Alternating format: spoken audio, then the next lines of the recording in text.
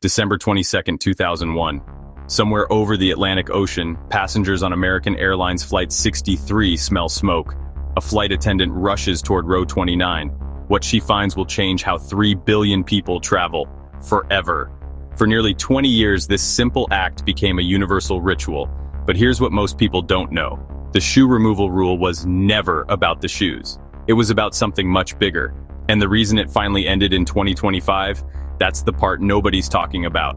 I'm about to show you the untold story behind airport security's most hated rule. And trust me, by the end of this video, you'll never look at airport security the same way again. It's 3 months after 9/11. The world is already on edge. Airport security has been transformed. Armed guards patrol terminals. Passengers arrive hours early. Fear hangs in the air like fog. Into this atmosphere walks Richard Reid, a 28-year-old British citizen. On December 22nd, 2001, he boards American Airlines Flight 63 from Paris to Miami with 197 other people. He's tall, 6 feet 4 inches, he's traveling alone, and hidden in his shoes, 10 ounces of explosives are enough to blow a hole in the fuselage and kill everyone on board. The flight takes off at 12:30 p.m. For the first 2 hours, everything seems normal. Passengers read magazines, flight attendants serve drinks.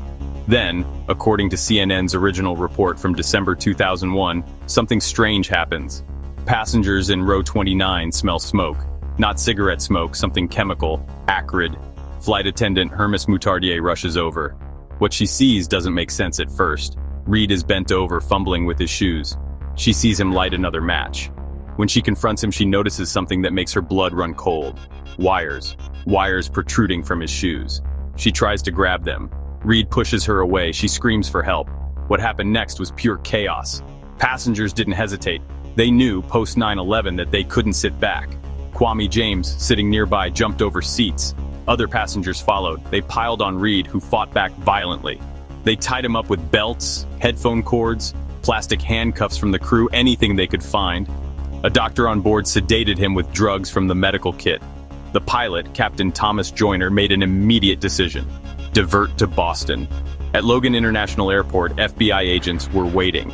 What they found in Reid's shoes would shock even seasoned investigators. The explosive PETN, penterythritol tetranitrate, is the same substance used in military operations. Highly stable, highly destructive. FBI investigators later confirmed, if Reid had succeeded in lighting that fuse, if passengers hadn't acted so quickly, everyone on board would have died. Flight 63 would have disappeared over the Atlantic, becoming another tragedy in an already tragic year. Richard Reid's background read like a terrorism textbook. Born in London to an English mother and Jamaican father, converted to Islam in prison, traveled to Pakistan and Afghanistan, trained in terrorist camps. He wasn't acting alone, he was part of a network. In court, Reid was unrepentant. When sentenced to life in prison, he shouted, "You will be judged by Allah." The judge's response became famous. Judge William Young said, "You are not an enemy combatant. You are not a soldier in any war. You are a terrorist, and we do not negotiate with terrorists." But here's where the story takes an unexpected turn. The TSA didn't immediately require shoe removal. Think about that. A man tries to blow up a plane with shoe bombs, and the response is nothing mandatory. For 5 years after Reid's attack, shoe screening was random. Some passengers sometimes, different airports had different rules. It was security theater without a script. Why? The answer reveals something fascinating about how security really works. The TSA knew they had a problem. They knew shoes could hide explosives, but they didn't have a solution. The technology to detect explosives through shoes didn't exist yet, so they waited and hoped. Then came August 2006. British authorities uncovered a massive plot. Terrorists planned to use liquid explosives disguised as sports drinks on transatlantic flights, multiple planes, thousands of potential victims. The plot was days away from execution. This was the tipping point. According to the official TSA history, intelligence agencies found something terrifying. The liquid explosives plot included plans for shoe bombs too. The threat wasn't theoretical anymore. It was active, evolving. Quote from the TSA, "Intelligence pointing to a continuing threat led to enhanced security measures." Translation, we can't wait for better technology anymore. Everyone takes their shoes off, starting now. If you're finding this fascinating, hit that subscribe button right now, because what I'm about to reveal next about the hidden costs of this policy will absolutely blow your mind. We post deep dives like this every week, and trust me, you don't want to miss what's coming. Let's discuss what this policy costs us. Not just inconvenience, real measurable impact. According to TSA data, approximately 2 million people fly daily in the US. That's 730 million shoe removals per year. Over 20 years, 14.6 billion, 14.6 billion. Average time added per passenger? Studies show 45 seconds minimum, but that's just the physical act. Add in the reorganization, the finding a place to sit, the elderly struggling to balance, parents juggling children. Real-world time, closer to 2 minutes per person. Let's do the math. 14.6 billion events, 2 minutes each. That's 29.2 billion minutes, 486 million hours, 20 million days, 55,000 years, 55,000 years of human life spent taking off and putting on shoes. But time wasn't the only cost. The economic impact was staggering. Airports had to redesign security areas, more benches, more space, more staff. The International Air Transport Association estimated the global cost at $100 million annually over 20 years, $2 billion, for shoes. It became a cultural phenomenon. Late-night comedians had a field day. David Letterman joked, "Thanks to the shoe bomber, now we all have to show our socks to strangers." SNL created entire sketches about TSA shoe inspection. Travel changed. Slip-on shoes became the savvy traveler's uniform. Podiatrists reported increases in foot problems from people walking barefoot on dirty airport floors. A cottage industry emerged. Disposable airport socks, antimicrobial foot sprays, travel slippers. TSA PreCheck, launched in 2011, marketed itself with one primary benefit: keep your shoes on. People paid $85 for 5 years just to avoid shoe removal. By 2024, 20 million Americans had PreCheck. Do the math. That's $1.7 billion spent primarily to keep shoes on. But here's what I want to know. What's the weirdest thing TSA has ever made you do? I once saw them make a 90-year-old grandmother remove her orthopedic shoes for inspection. Drop your crazy TSA stories in the comments below. I read every single one, and the wildest stories might make it into our next video. Seriously, some of your experiences are probably crazier than anything I could research. While we were all taking off our shoes, something incredible was happening behind the scenes. A technological arms race between security companies to solve the shoe problem. 2006 scanners were basically metal detectors with attitude. They could find guns, knives, metal objects. But explosives hidden in rubber soles? Invisible. The only solution was human inspection. Every shoe, every time. But by 2010, new technology emerged. Backscatter X-ray machines, millimeter wave scanners. They could see through clothing, creating those controversial naked images. Privacy advocates went ballistic, but they still couldn't reliably detect explosives in shoes. The breakthrough came with CT technology, the same technology used in hospitals. By 2018, the TSA began testing CT scanners that could create 3D images of shoes while they're still on your feet. Artificial intelligence could analyze density patterns, chemical signatures, anomalies. But here's the kicker. These machines cost $300,000 each. The TSA has 2,000 security lanes. Full deployment, $600 million. That's why it took until 2025 to implement nationwide. Homeland Security Secretary Kristi Noem explained it perfectly in her July 8, 2025 announcement. Quote, "Our security technology has changed dramatically. It's evolved. TSA has changed.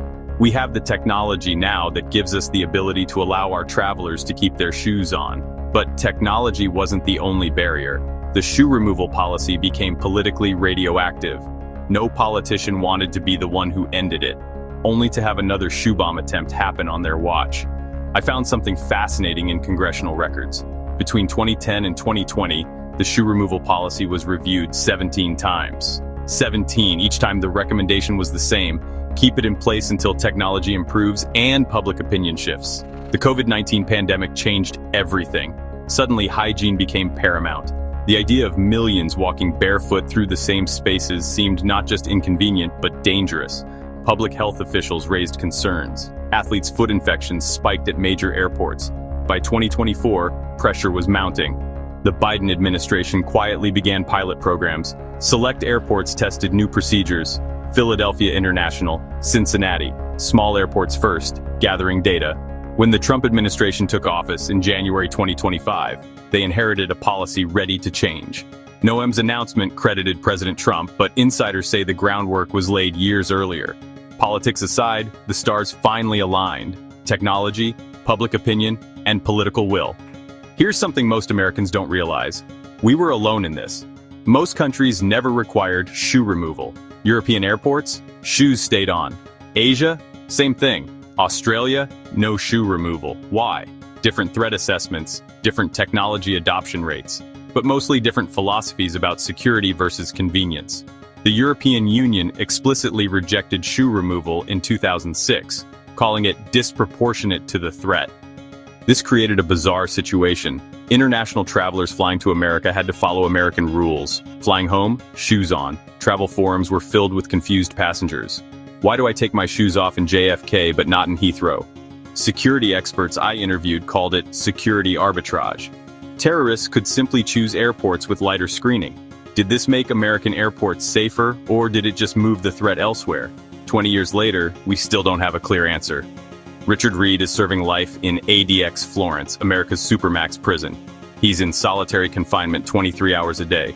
He failed in his mission to bring down Flight 63, but consider his actual impact. 1 failed attack, 0 casualties. But 14.6 billion shoe removals, $2 billion in direct costs, 55,000 years of collective human time. Entire industries transformed. Cultural practices changed. In terms of disruption per terrorist act, Reid might be the most successful failed terrorist in history. Intelligence analysts call this the multiplier effect. The goal of terrorism isn't just destruction, it's disruption, fear, changing how societies function. By that measure, Reid's failure was a spectacular success. But here's the twist ending.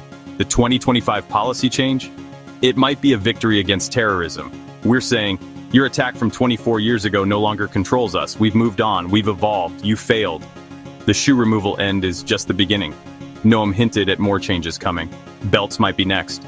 The laptop removal rule is under review. The 311 liquids rule, its days are numbered. The future of airport security looks radically different. Biometric scanning, AI threat detection, behavioral analysis. The goal? Security that's invisible. You walk through, technology scans everything, you never stop moving. Some airports are testing security tunnels. You walk through at normal pace while multiple sensors scan every inch. Total time? 10 seconds. No removing anything. It's not science fiction. It's being tested right now in Singapore and Dubai. The next time you walk through airport security, shoes still on your feet, remember this story. Remember how one moment in 2001 rippled through time, affecting billions of lives in ways nobody could have predicted. Remember the flight attendant who spotted those wires, the passengers who didn't hesitate, the 55,000 collective years we spent dealing with the aftermath. And ask yourself, what other rules in our lives exist not because they make sense today, but because we're still responding to yesterday's threats? This isn't just a story about shoes, it's about how we respond to fear, how technology eventually solves policy problems, how long it takes societies to let go of security theater when real security finally arrives. What outdated rule drives you crazy? What policy exists in your life that made sense once but doesn't anymore? Let me know in the comments below. And if you enjoyed this deep dive into the hidden history of everyday life, you'll love our video on the TSA's strangest banned items. Click here to watch it next. Don't forget to subscribe for more untold stories hiding in plain sight. Until next time, keep questioning the rules. They might just be 20 years past their expiration date.